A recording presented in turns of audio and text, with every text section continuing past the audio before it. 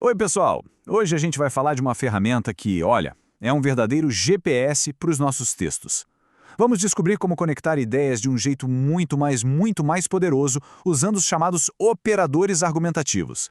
Sabe como é? A gente tem aquelas ideias geniais na cabeça, mas na hora de botar no papel parece que elas não conversam entre si. Fica tudo meio solto.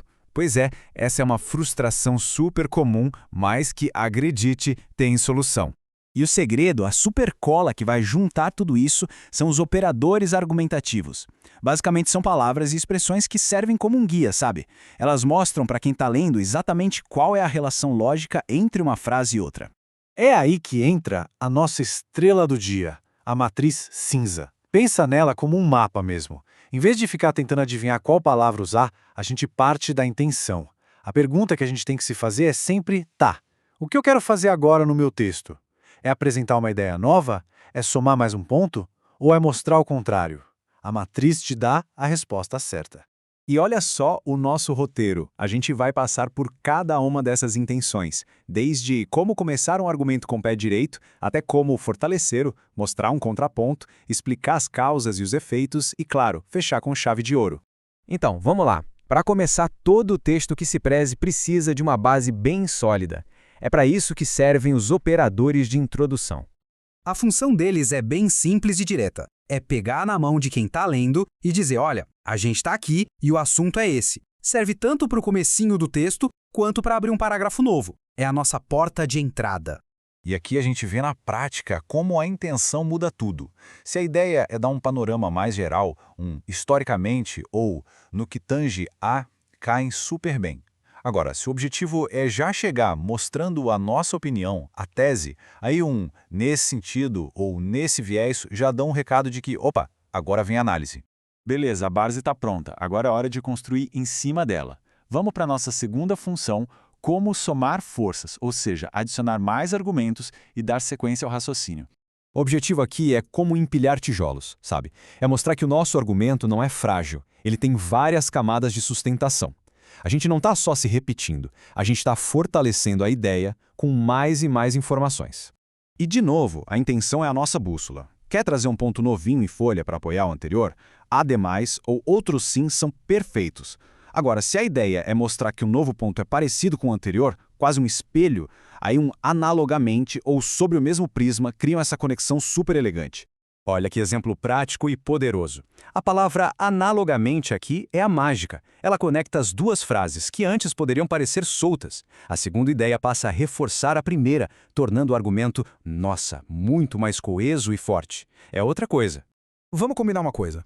Um argumento bom de verdade não foge da briga. Ele encara o outro lado. E é exatamente para isso que servem os operadores de contraste e ressalva. Quer apresentar uma ideia que bate de frente com a anterior? Palavras como todavia, entretanto, são como uma placa de trânsito dizendo vire à esquerda agora, mudando o rumo da prosa.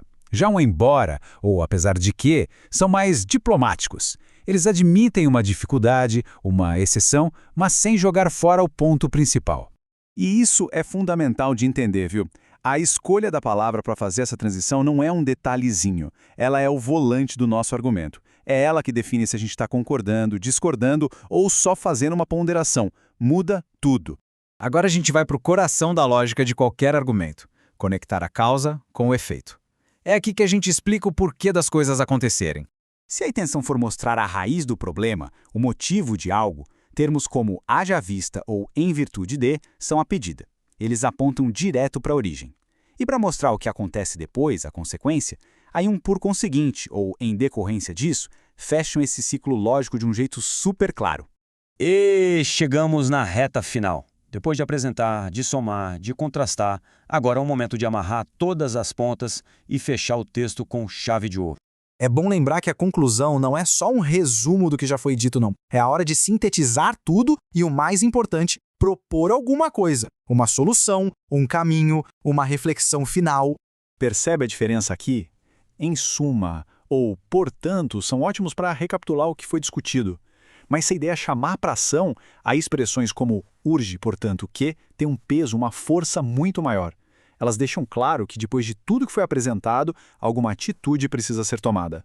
No fim das contas, a grande mensagem é essa. Uma escrita de impacto nasce de uma intenção clara. O jogo não é decorar uma lista infinita de palavras, mas sim entender o que se quer fazer em cada parte do texto. E o processo é bem simples. Primeiro a gente para e pensa, o que eu quero fazer nesse parágrafo? Adicionar uma ideia? Contrastar? Concluir? Segundo, dá uma olhada na matriz para achar a palavra perfeita para isso. E terceiro, aplica no texto. A clareza e a força do argumento vão, para outro nível. Então, a pergunta que fica no ar é: agora, com esse verdadeiro GPS em mãos, qual vai ser o próximo argumento, a próxima ideia, o próximo texto a ser construído com muito mais poder e confiança, hein?